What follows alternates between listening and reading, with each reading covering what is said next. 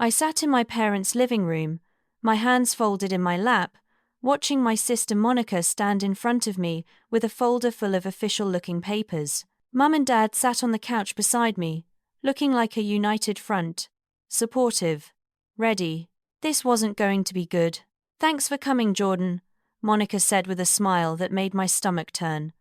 "I know you're busy with your little design projects, but this is important." I said nothing, just waited. Monica opened the folder with a flourish. "I've been reviewing the family rental properties, doing a comprehensive market analysis. You know, actual business work. The dig wasn't subtle. It never was. And I've discovered something concerning." She pulled out a paper and slid it across the coffee table toward me. "Your apartment is significantly under market value." I looked down at the paper. A rent increase notice. Current rent, $800 per month. New rent, $2,400 per month. Effective in 30 days. My breath caught, but I kept my face neutral. $2,400, I asked quietly. "That's actually below what I could get," Monica said, that smug smile growing wider. "The arts district is completely gentrified. Your building is in a prime location. Do you know what one-bedrooms are going for in that area?" Mum jumped in immediately. "Monica's right, Jordan. You can't expect family discounts forever. This is just business." "I've been too generous," Monica continued, clearly enjoying this. "Letting you pay so little for so long. Honestly, you should be grateful I'm not charging you $3,000. That's what the market will bear." Dad nodded along. "You're lucky Monica is being fair about this. Other landlords would have raised your rent years ago." I stared at the notice, my mind racing. Monica leaned against the mantel, arms crossed, looking like she'd just won something. "If you can't afford it, I completely understand. I actually have 3 applications from people willing to pay $2,800 a month. I can give you 60 days to find a new place if you need it. Family courtesy." The condescension dripped from every word. Mum reached over and patted my hand. "Monica is being more than fair, sweetheart. You should be grateful she's giving you options instead of just raising the rent immediately." I looked at each of them. Mum's perfectly made-up face, sympathetic but firm. Dad, uncomfortable, but nodding along. Monica, practically glowing with satisfaction. They'd planned this. Coordinated it. Probably rehearsed. "Is this really what you want to do?" I asked quietly. Monica laughed. "It's not about what I want, Jordan. It's about proper business management. Grandma left me in charge of managing the rental properties, and I have a fiduciary responsibility to maximize their value." That line almost made me laugh out loud. Grandma left her in charge. If they only knew. But I kept my face calm. Neutral. "Okay. I understand." Monica blinked, clearly surprised. She'd been expecting tears, begging, maybe anger. "Great." She recovered quickly. "So we're agreed. $2,400 starting next month." I stood up, picking up the rent increase notice. "I need a few days to review this and get back to you." "There's nothing to review," Mom said sharply. "Monica is the property manager. She sets the rates." I looked directly at Monica. At her triumphant smile. At the satisfaction in her eyes. "I'll get back to you by Friday, Jordan," Dad started. "Friday," I repeated firmly. Then I walked out, leaving the 3 of them sitting there looking pleased with themselves. I got in my car where Christine was waiting. "How bad?" she asked immediately. I handed her the notice. Her eyes went wide. "They're tripling it?" My calm facade finally cracked into a cold smile. "They have no idea what they've just done." Christine stared at me. "Are you finally going to tell them?" "Friday. I'll tell them everything on Friday." She grinned. "I'll call Mr. Lewis." I pulled out of the driveway, glancing back at my parents' house one last time. Monica was probably inside right now, celebrating, telling Mum and Dad how well she'd handled it, how business-savvy she was. She thought she'd won. She thought she had all the power. She had no idea. No idea that for 3 years, she'd been working for me. No idea that I owned every single building she'd been managing. No idea that the apartment she was trying to steal from me was mine. The whole building was mine. And Grandma had made sure of it. Friday couldn't come fast enough. 3 years earlier, I sat in the back row at Grandma Rose's funeral, watching my family perform. Mum dabbed at her eyes with a lace handkerchief, playing the grieving daughter for everyone who came through the receiving line. Monica worked the room like it was a networking event, hugging distant relatives and making sure everyone saw her crying beautifully. Dad stood awkwardly in his black suit, shaking hands and accepting condolences, and I sat alone in the back, actually grieving. Grandma Rose had been the only person in my family who really saw me, who asked about my design work because she was genuinely interested, not because she was looking for ammunition to compare me to Monica. Now she was gone. After the service, Mr. Lewis, Grandma's attorney, approached our family. There will be a reading of the will next Tuesday at my office. 10 o'clock. Please be prompt. Mum's tears dried up instantly. Of course. We'll be there. The week crawled by. I heard Mum and Monica speculating constantly. She probably left me the house, Mum said over dinner one night.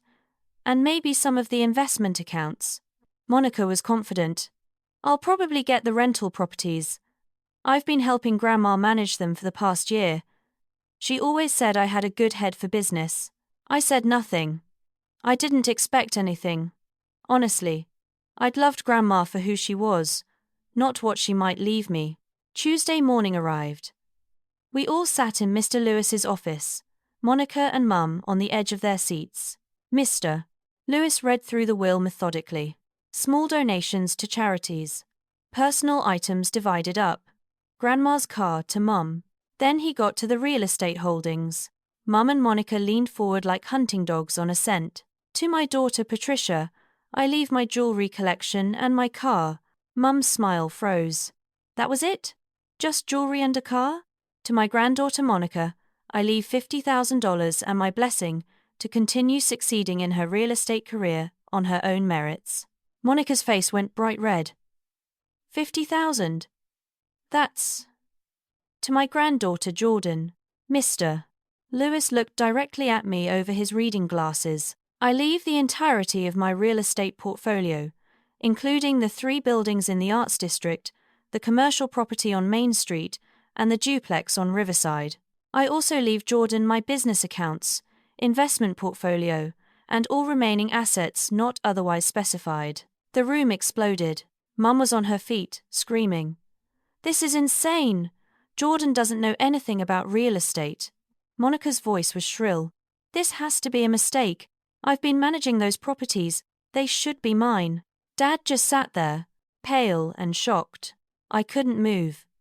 Couldn't breathe. Real estate portfolio? Buildings?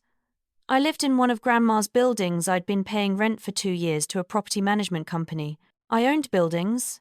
This will is ironclad, Mr. Lewis said calmly, over the shouting.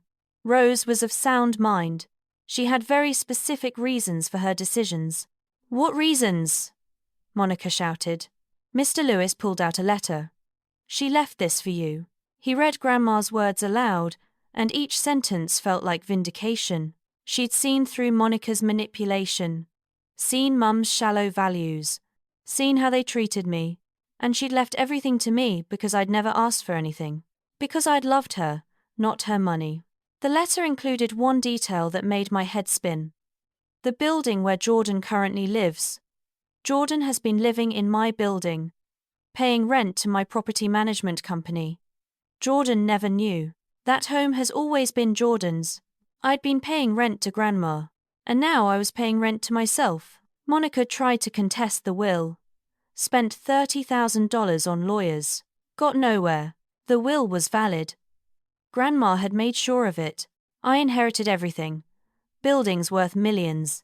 Investments, business accounts. I was suddenly wealthy, and I had no idea what to do. Mr. Lewis helped me set up a management structure, an LLC to hold the properties. Christine suggested something that seemed crazy at the time.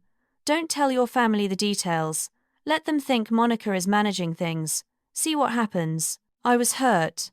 Angry at how they'd reacted. Angry at the years of being dismissed and compared and found wanting. So I agreed. With Mr. Lewis's help, I created a property management company. hired Monica to manage the properties. She thought she was running a family business. She had no idea she was working for me, that I was watching everything she did. For 3 years, I watched and waited, and Monica showed me exactly who she was. For 3 years, I watched my sister play property manager, while I quietly pulled the strings. Monica had no idea that every lease she signed crossed my desk first.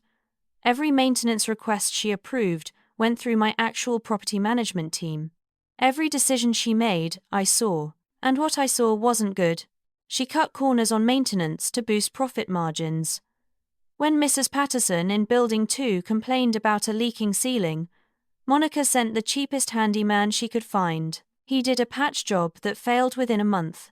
I had to send my own team to fix it properly. Monica took credit for the repair. She rejected qualified tenants constantly. I watched applications come through: a nurse with perfect credit, a teacher with solid references, a young family with stable income. Monica rejected them all with notes like, "Not the right fit and doesn't match building image." I noticed a pattern.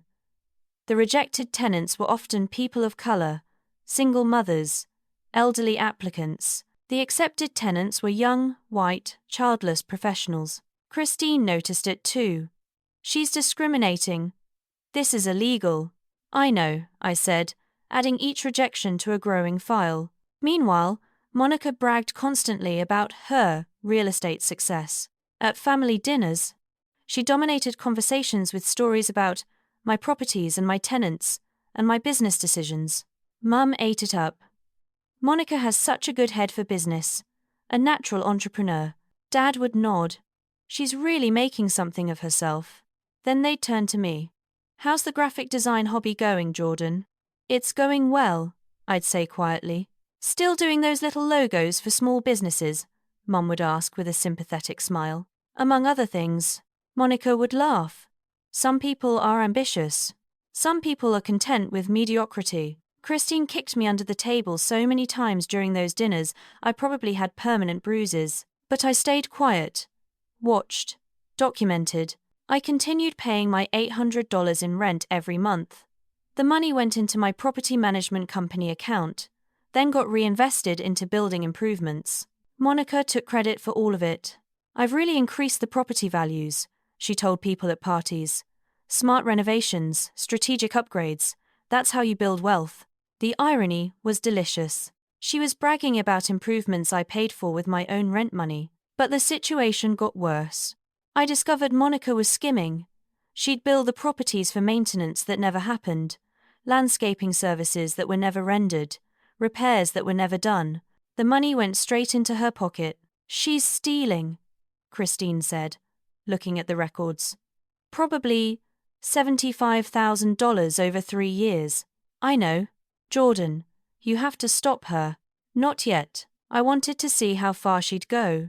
2 months before the rent increase ambush, Monica brought up my apartment at Sunday dinner.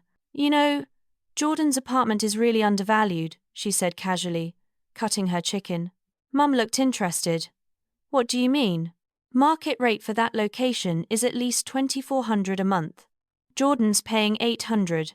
That's almost $20,000 a year in lost revenue." My fork stopped halfway to my mouth.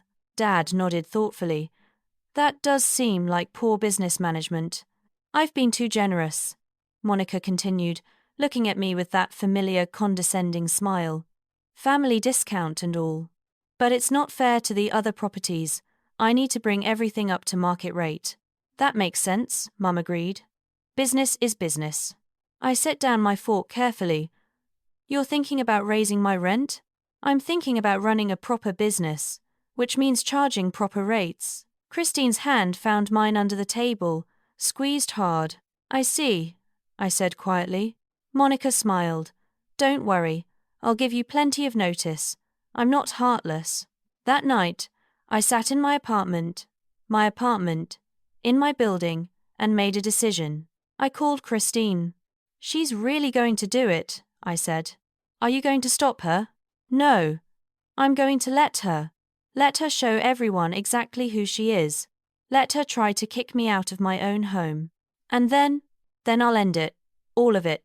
The lies, the stealing, the manipulation, everything. Christine was quiet for a moment. When? Soon.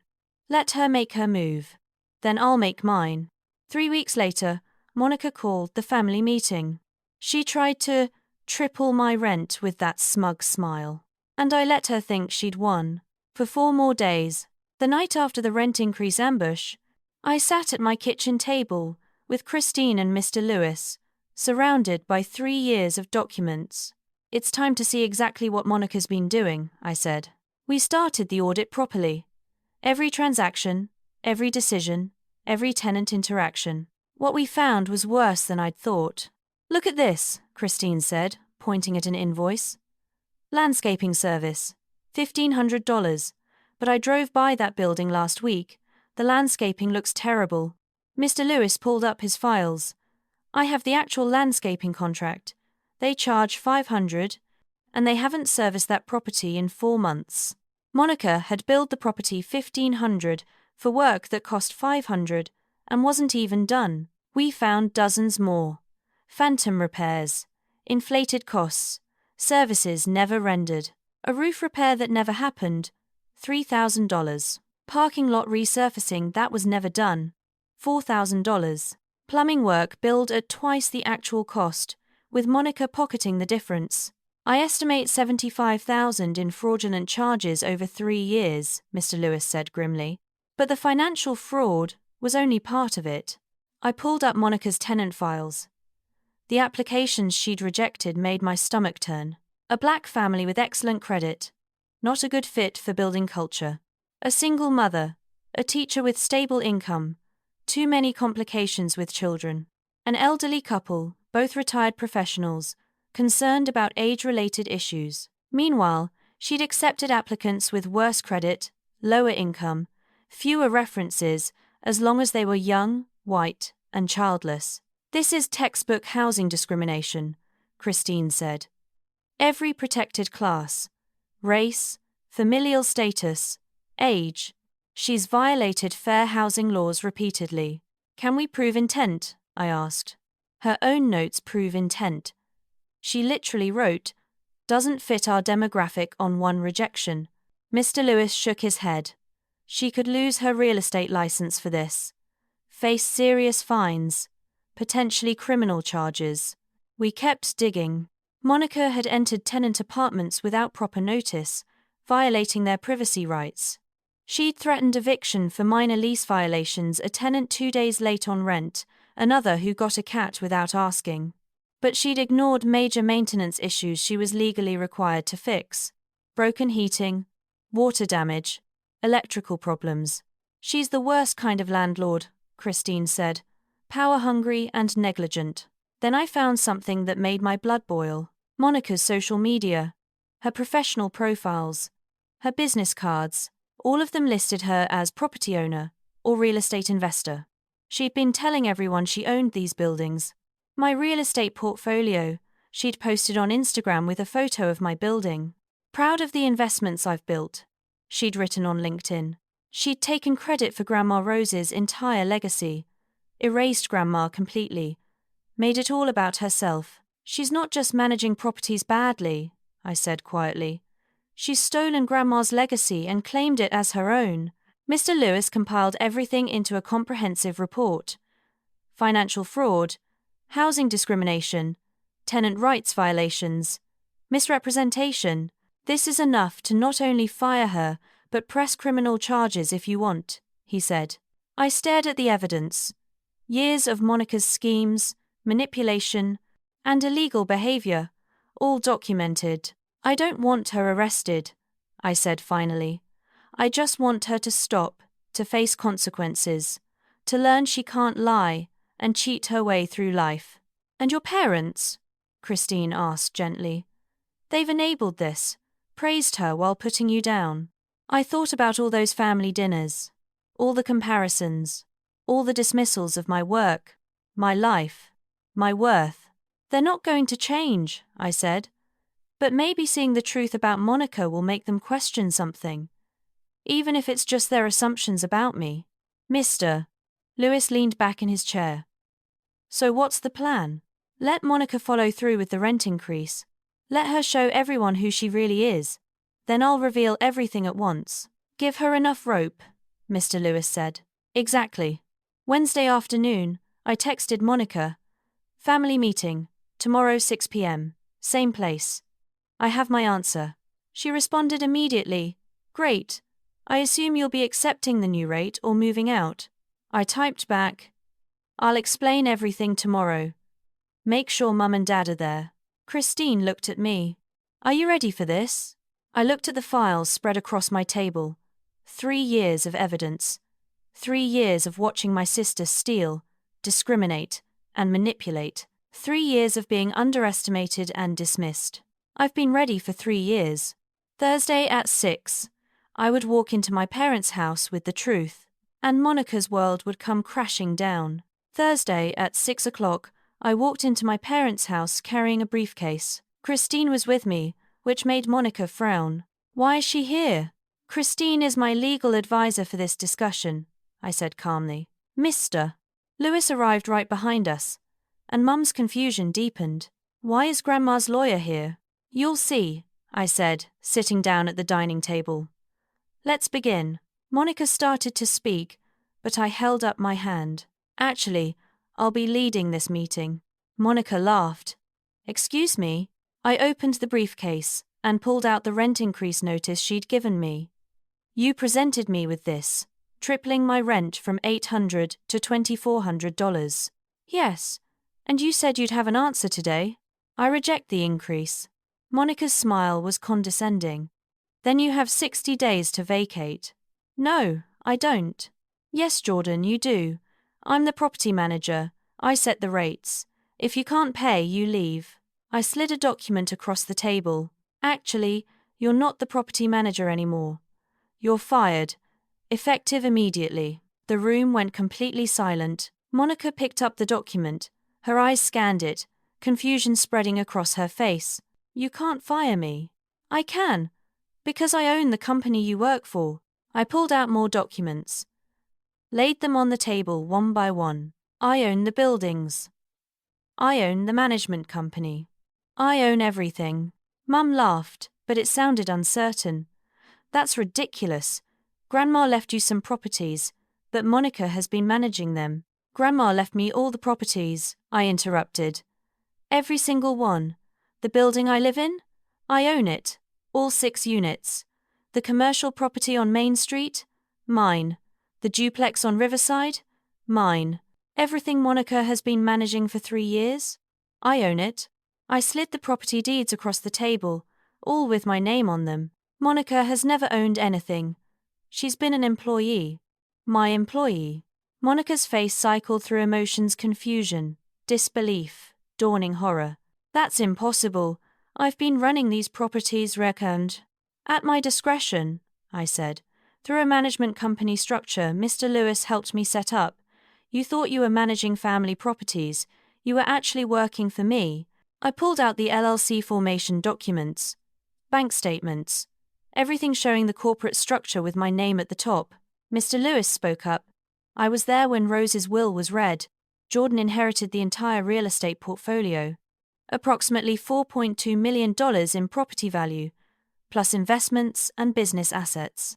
Dad's face had gone pale. Mum was reading the documents with shaking hands. Monica found her voice. Fine, so you own the buildings, but I've been successfully managing them. You should be thanking me. For stealing? I cut her off. Christine pulled out the audit report. For the past 3 years, Monica has been committing fraud, fake maintenance charges, inflated repair costs. We estimate $75,000 in fraudulent charges. I slid invoice after invoice across the table. Landscaping bills for work never done. Repair charges for services never rendered. Costs inflated to double or triple the actual amount. Bank records showing the difference going into Monica's personal account. You've also been breaking fair housing laws, I continued. More documents. Rejected tenant applications, with Monica's handwritten notes. Not our demographic. Too many children. Age concerns. All illegal reasons to reject qualified applicants. Mum was reading with growing horror. Monica, is this true? Monica's mouth opened and closed like a fish. I was just trying to maintain property values. By discriminating, Christine said. By rejecting qualified black families, single mothers, elderly couples, all protected classes under fair housing law. Jordan could press criminal charges, Mr. Lewis added. Could sue for the stolen money. Could report you to the Real Estate Licensing Board. Monica's face was white now. But I'm not going to, I said quietly. Everyone looked at me. I just want you to stop. To face consequences for your actions. To learn that you can't manipulate and steal your way through life. Monica's shock was turning to anger. You let me think I was in charge for 3 years? You were watching me this whole time. Yes, that's manipulative. What's manipulative is treating me like garbage my entire life. I snapped. What's manipulative is trying to triple my rent and kick me out of my own home. What's manipulative is stealing Grandma's legacy and claiming it as yours. I pulled out Monica's social media posts, her business cards listing her as property owner. You've been telling everyone you own these properties. Taking credit for Grandma's work, erasing her completely. Mum tried to defend her. You trapped her. You should have told her from the beginning. Why? My voice was sharp now.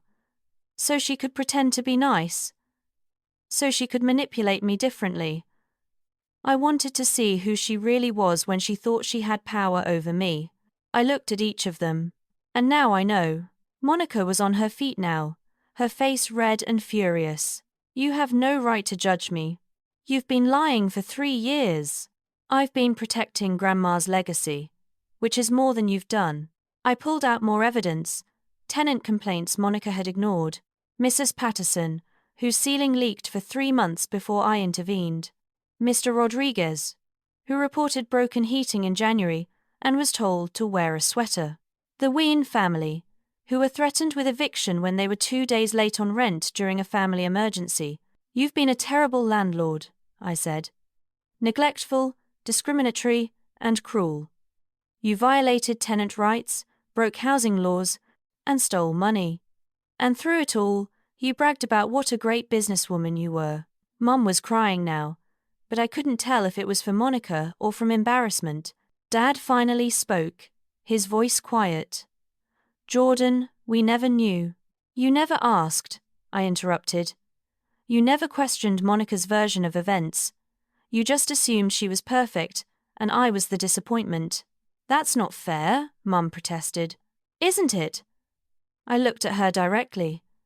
Every family dinner, you compared me to Monica. My little design hobby versus her real career. You praised everything she did and dismissed everything I accomplished. We were proud of Monica's success. Success she built on fraud and discrimination.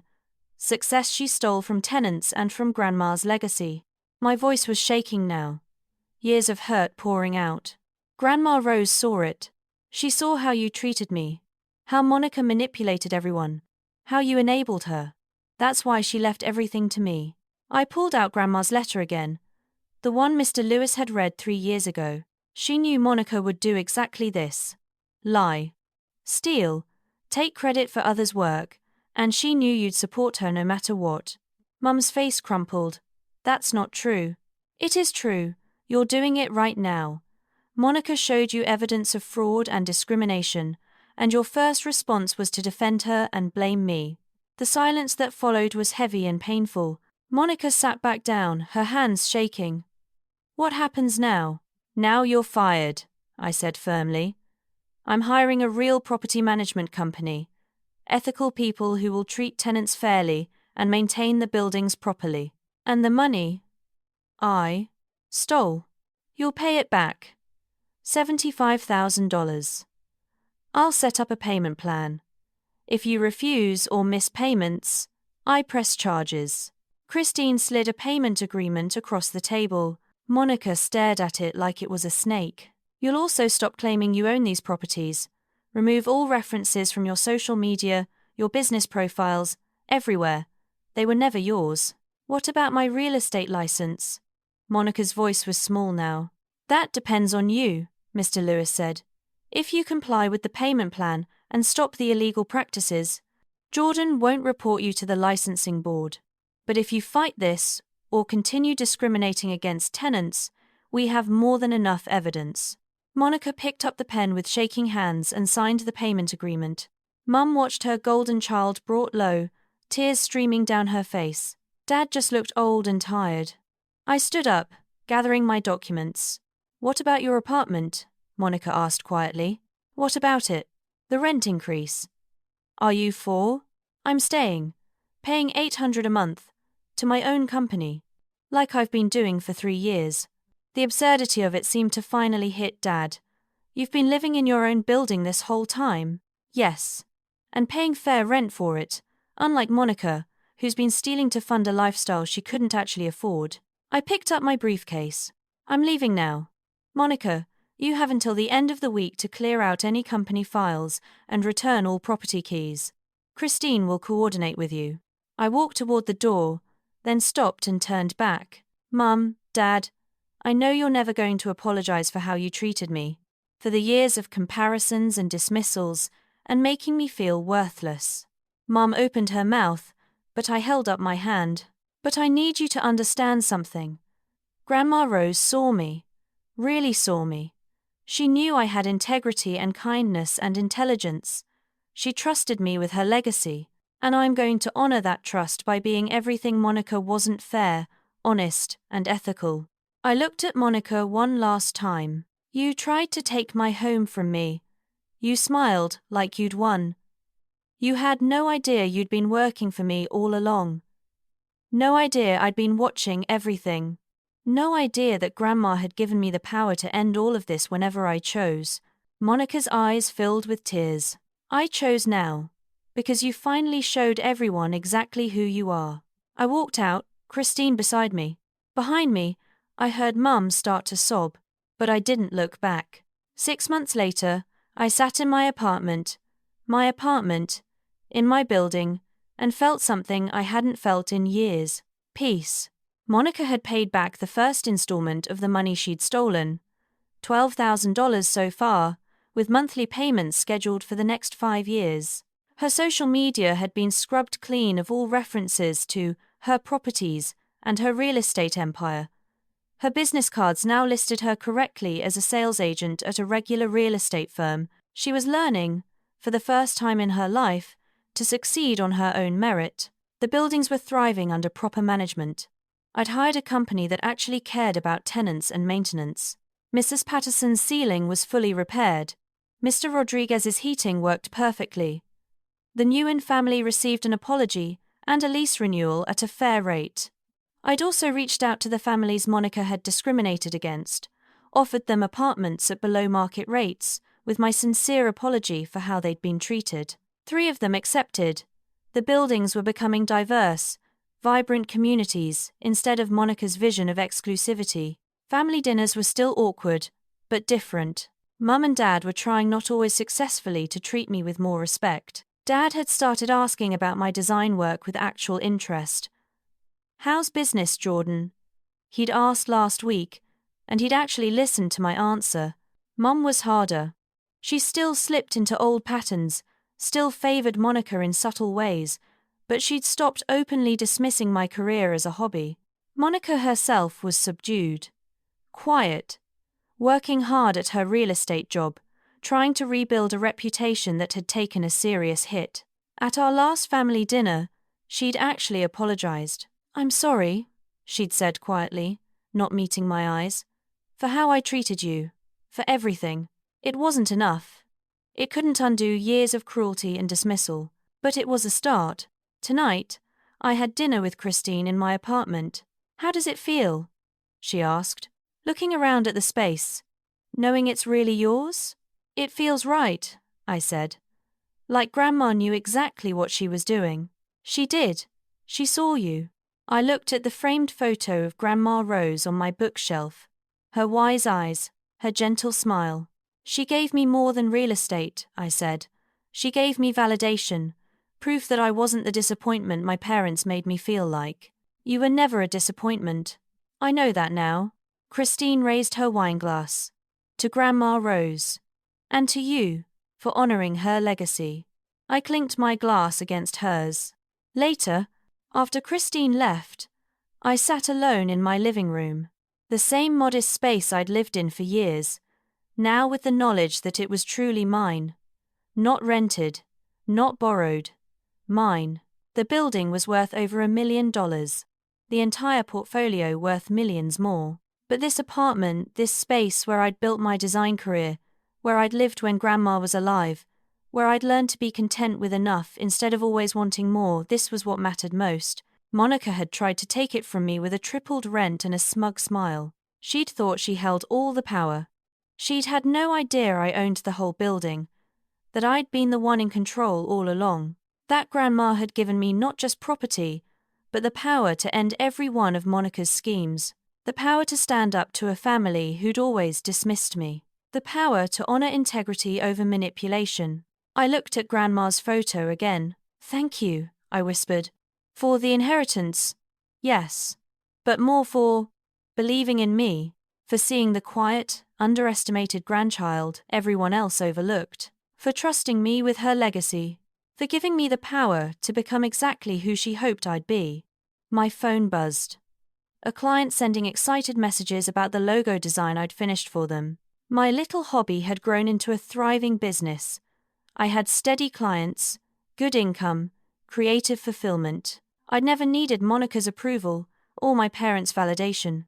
I just needed someone to believe in me. Grandma Rose had been that someone. And now, finally, I believed in myself too. I walked to the window and looked out at the city lights. Somewhere out there, Monica was probably working late, trying to prove herself without fraud or manipulation to prop her up. Mum and Dad were probably having dinner, maybe finally questioning the assumptions they'd held for so long. But here, in my apartment, in my building, in the life I'd built, I was free. Free from comparison, free from dismissal, free from trying to earn love from people who'd never learned how to give it fairly. Monica had smiled like she'd won when she tried to triple my rent. She'd had no idea she'd already lost. 3 years ago, when Grandma's will was read, I'd just let her figure it out the hard way. Let her reveal exactly who she was. Let her face the consequences she'd avoided her whole life. And now, finally, I could let it all go. The hurt, the anger, the need to prove myself. I was exactly where Grandma Rose had known I'd be. Home, in every sense of the word. I picked up my sketch pad and started working on a new design. Not because I had to prove anything to anyone, just because I loved it. And that, I realized, was the greatest inheritance of all. The freedom to be myself, unapologetically, completely. Finally,